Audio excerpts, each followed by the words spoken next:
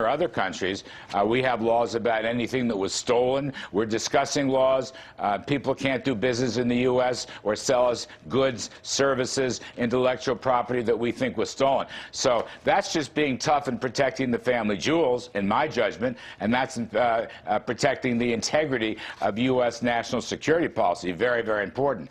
How this affects trade, Chris, I can't sit here and be absolutely definitive.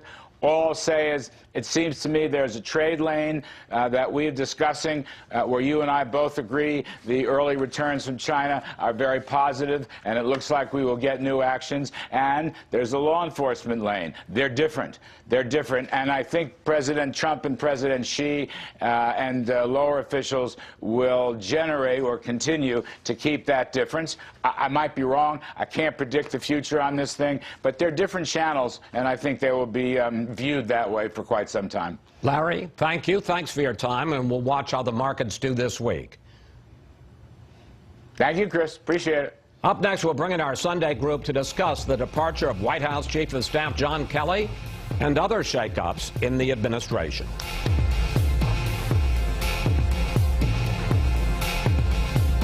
Be leaving at the end of the year. We'll be announcing who will be taking John's place. It might be on an interim basis. I'll be announcing that over the next day or two. President Trump announcing on his way to the Army-Navy game he's letting General John Kelly, as White House Chief of Staff, go amid a number of staff changes. And it's time now for our Sunday group. Former Republican Congressman Jason Chaffetz, Charles Lane from the Washington Post, former Democratic Congresswoman Jane Harman, director of the Woodrow Wilson Center, and the co-host of Benson and Harf on Fox News Radio, Guy Benson. Well, Congressman Chaffetz, President Trump announced yesterday that John Kelly is out. His likely replacement that I discussed with Larry Kudlow, this fellow, Nick Ayers, very sharp political operative, now the White House, or the Vice President's Chief of Staff. Question, what happened to Kelly? And if, in fact, Ayers is taking over from Kelly, what does that tell us about where the Trump presidency is headed over the next 2 years? Well, this country owes a lot to the Kelly family, the sacrifice that he has made, but also his son and the loss of his son. But he served 2 years with the Trump administration, Homeland Security, and the Chief of Staff. By all accounts, it's a tumultuous time in the White House. But we have a lot to thank there. I think Nick Ayers has proven himself with the Vice President. Very different approach, I think, than General Kelly. In what way? Well, he seems to be a very disciplined person. He did cut his teeth early on in some of the campaign issues, and as we transition to 2020, I think it's important to know that. I also think that perhaps one of the names that's out there is Mick Mulvaney also in the mix. It seems like Ayers is going to get it, but Mulvaney, the president, I think, signaled that there might be an interim person in the place. And but when you say he's political, I mean, is part of it that we're headed up towards 2020, yeah, we're going to have a Democratic Congress, yeah. You need a more politically savvy person in that job? Yeah, I think you're going to have to deal with a Democrat-controlled House of Representatives, and you couple that with the 2020 election right on our heels. I think you need somebody who can bridge that gap in what the president's attention is going to be drawn towards. Chuck, given how President Trump runs his shop, can anyone succeed as White House Chief of Staff? And Nick Ayers, who, as I say, is a very sharp political operative, he was the executive director of the Republican Governors Association when they scored a lot of gains there. He has his own critics. Yes, he does. He's thought to have, maybe as part of being political, he's thought to have very sharp elbows. He's a young man in a hurry. He's only in his mid-30s, and that always draws a little resentment from the more experienced types. The other people who are in the mix here are Jared Kushner and the president's daughter, Ivanka. When you say they're in the mix, they're not going to be chief of staff. No, but they are known to involve themselves sometimes in the affairs of the White House, and there's may have had something to do with General Kelly's departure, too.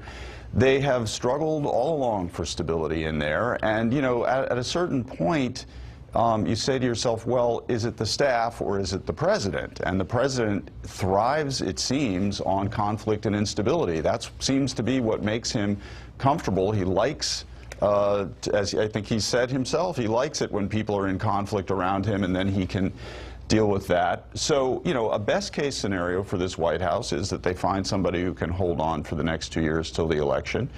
But that would be different from the previous 2 years. Well, speaking of conflict and unfinished staff business, 9 months after Secretary of State Rex Tillerson was dismissed, incidentally, by tweet, he finally got around to talking about what it was like to work for President Trump. Here's just a taste of that. Doesn't like to read, doesn't read briefing reports, doesn't like to get into the details of a lot of things, but rather just kind of says, look, this is what I believe. When the president would say, well, here's what I want to do, and here's how I want to do it. And I'd have to say to him, well, Mr. President, I understand what you want to do, but you can't do it that way. It violates the law. It violates a treaty. Well, not surprisingly, the president fired back. Tweet. Rex Tillerson didn't have the mental capacity needed. He was dumb as a rock, and I couldn't get rid of him fast enough. He was lazy as hell. Congresswoman Harman, I guess they won't be sending Christmas cards to each other this year. Well, I have no idea why Rex Tillerson did that interview, but let me just say... we love that he did that interview. Well, fine. I'm glad you love it. We like people airing their dirty Chris, laundry. Congratulations on 15 years of fair and balanced anchoring of this show. Big deal. Thank you. Really big deal. Thank you. Sure Thought I was going to get through that. without that, but go ahead. Well, you didn't. But now, back to this. I mean, I came of age when John Kennedy said, ask not what your country can do for you, ask what you can do for your country. We just buried a president where duty, honor, and country were the theme of his service over his entire lifetime. And I think Rex Tillerson came to Washington out of a feeling of duty, honor, and country, and I think he was an excellent head at Exxon. And what went on after that? He was not a very good Secretary of State. Yes, right. He had no experience at the State Department and certainly was a misfit with President Trump. But I think the latest tweet is a sad lack. It shows a sad lack of civility and respect for honorable people who come to serve. And what Tillerson punched. Well, it's what I said. I think it's unfortunate that he took... Well, yes, I think the whole thing was unfortunate. Just a comment on John Kelly, who absolutely gave his son, or his son gave his own life in Afghanistan to protect our country, and we should really honor his service, and I surely hope we're not going to see tweets like the Tillerson tweet after John Kelly leaves. His service for his whole lifetime, his military service, was so honorable. Guy, let's go back to my discussion with Larry Kudlow in the last section. What do you make of the differences that we're seeing in how the U.S., the President, the White House is describing what was agreed to, or even what's on the table in the discussions between the U.S. and China on trade, and what the Chinese are saying about it?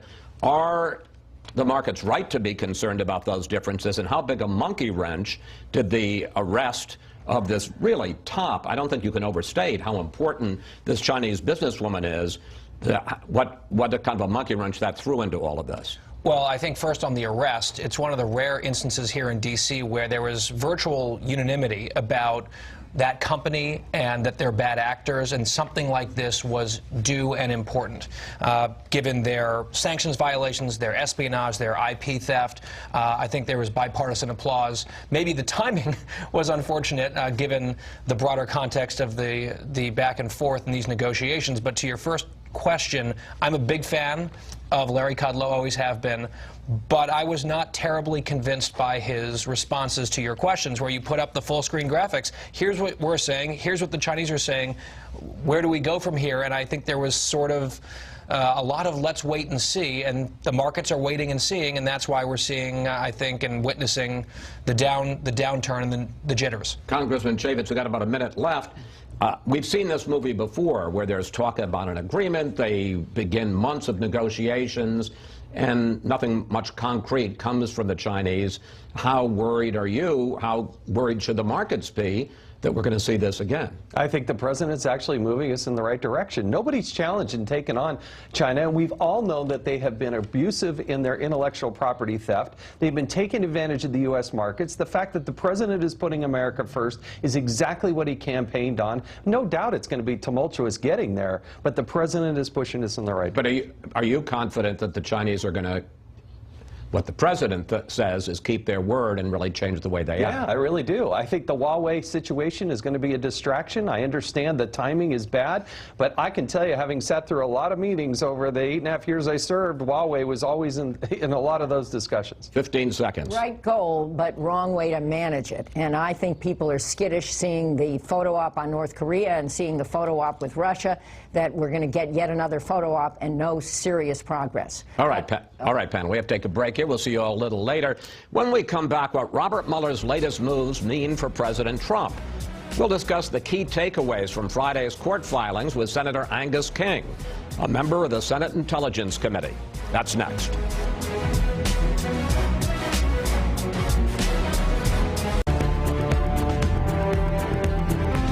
A flurry of court filings this week reveal new information about Robert Mueller's Russia investigation and how federal prosecutors are trying to connect the dots between President Trump, his campaign, his company, and the Kremlin. Joining me now from Maine, Senator Angus King, an independent and a key member of the Senate Intelligence Committee. Senator, the special counsel and federal prosecutors in New York issued court filings this week on Paul Manafort, Michael Cohen, and General Michael Flynn. Question, what, if anything, did you learn about possible criminal activity by President Trump, and where does this investigation stand now? Well, I think the first thing to say is that the Mueller filings on Friday with regard to Manafort and then the District of New York talking about Cohen and also Mueller, I thought they were less interesting, if you will, or important than the Flynn filing earlier in the week.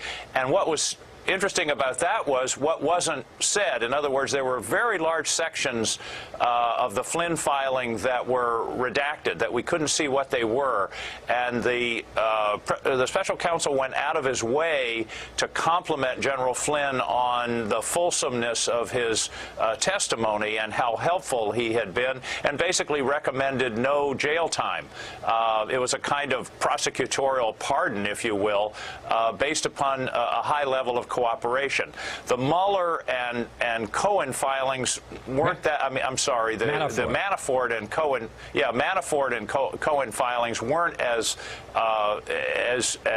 revealing. Cohen basically went over the information that had already been revealed in his plea arrangement about the payoffs. Senator, let me drill down on one point there. On the illegal campaign hush money payments to two women, New York prosecutors write this: Cohen himself has now admitted, with respect to both payments, he acted in coordination with and at the direction of individual one, who we know to be Donald Trump. How damaging is that to the president? Well, the president has a series of defenses if indeed that is charged to be a crime against him. One would be it wasn't willful and knowing, which was what the statute requires.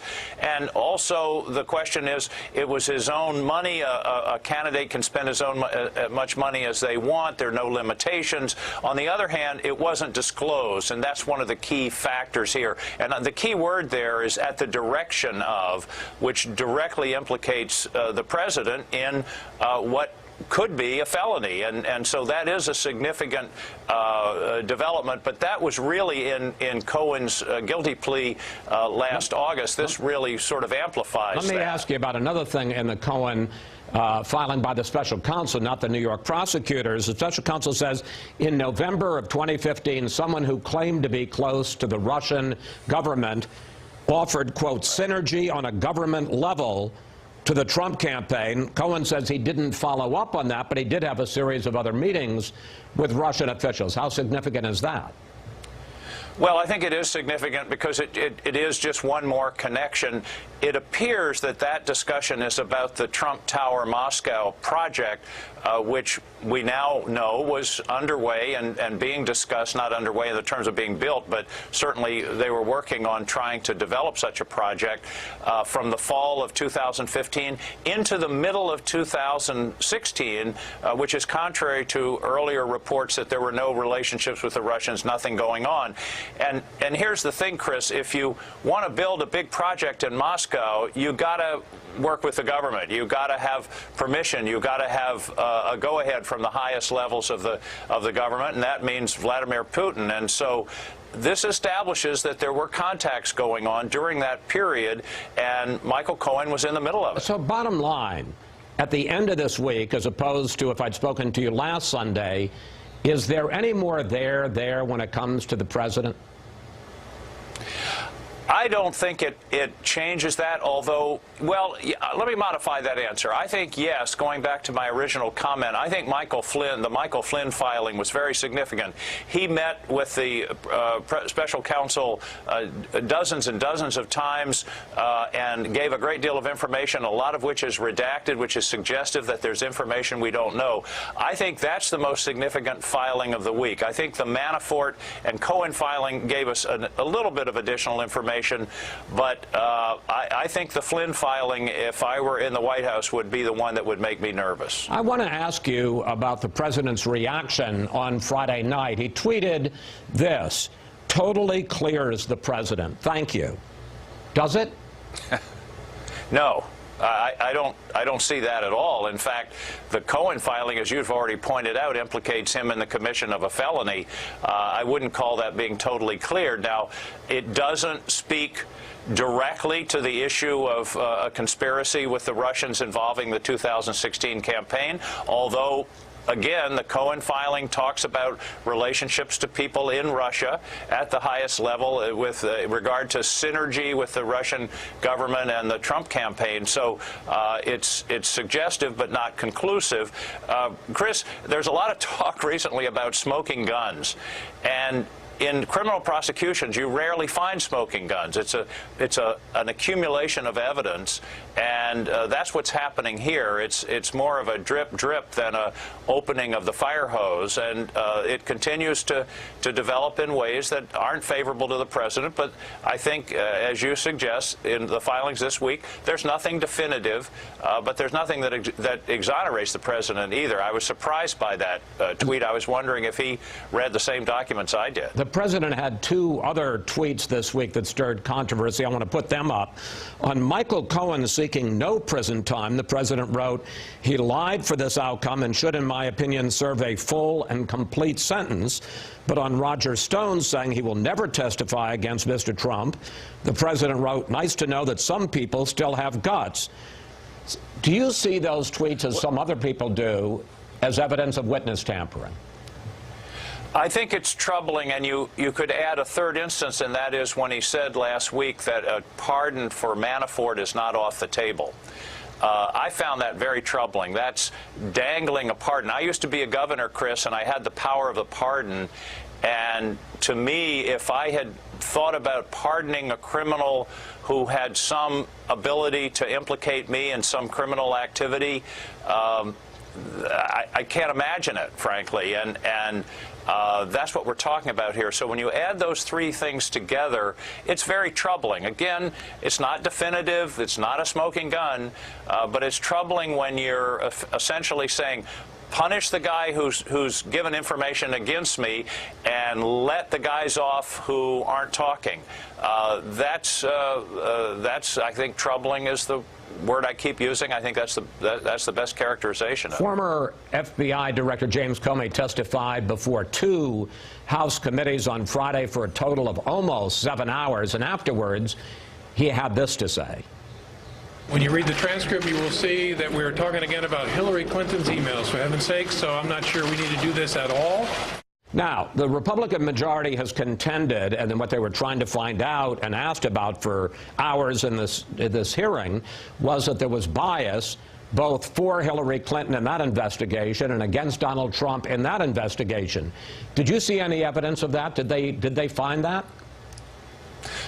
No, and I think there's a really important point here, and that is the investigation of Donald Trump was completely secret. It wasn't made public at all. There wasn't a whiff or a suggestion of it. Nobody ever even knew about it through the election until well after the election. So if that investigation was undertaken for political purposes, it had no result. It didn't affect the election whatsoever. On the other hand, the Hillary Clinton investigation was very public, and many people feel that Director Comey's statements about reopening the investigation in the latter part of October, about a week or 10 days before the election, was one of the things that sunk Hillary Clinton's campaign. So I understand the argument, but the conclusion doesn't support it. If the Trump investigation was political, they certainly didn't pull the trigger on it. Senator, I got about 30 seconds left. The Republicans are making a big deal about the fact that FBI Director Comey, former director,